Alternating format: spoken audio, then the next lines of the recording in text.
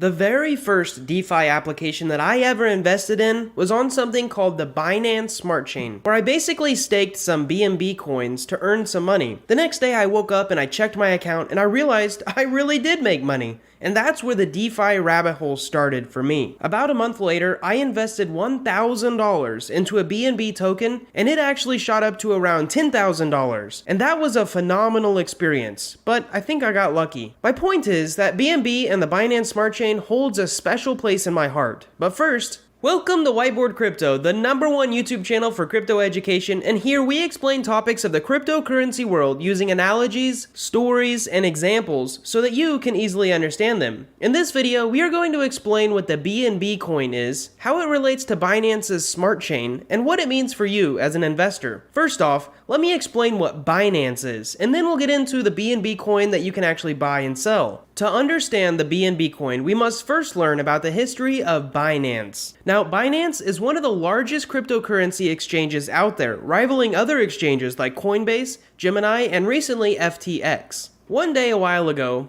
Binance decided to create their own blockchain, aiming to create one that was fast and could handle a lot of data. At first, their Binance Chain blockchain focused only on the Binance exchange. But after a little bit, they saw Ethereum booming and realized they needed something called smart contracts, at least if they wanted other people to use their blockchain. If you don't know already, smart contracts are a big part of the crypto space that allows people to create their own applications that run on the blockchain. Smart contracts also allow the creation of new tokens on the blockchain. Really, anything DeFi related is due to the use of smart contracts. They allow us to run decentralized applications, create new tokens on the blockchain, mint NFTs, and even do more complicated things that you can learn about in our specific smart contracts video. Well, around 2 years after they started that blockchain, Binance finally got around to it and created a second blockchain that had smart contracts, and they called this one the Binance Smart Chain. Now, this is a big misunderstanding for new users, including me, that there are actually two Binance chains, the original Binance Chain and the new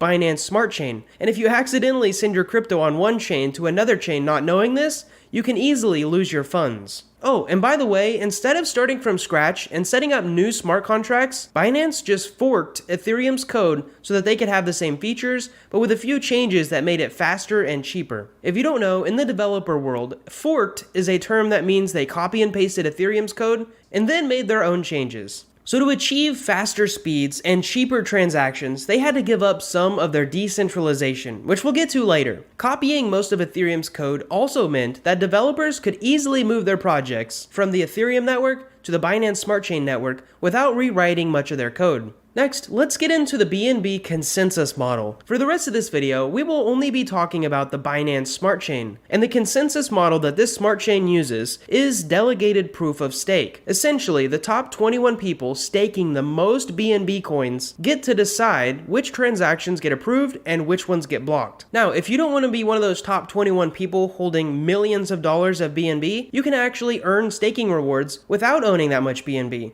All you have to do is delegate your coins to a top validator and they'll share their rewards with you. Overall, this method is quite centralized, but it does allow for those cheaper fees that I mentioned earlier, and more transactions per second. If you have no idea what staking is, you can also watch our video on the proof of stake method. It seems to clear up a lot of misunderstandings for many people.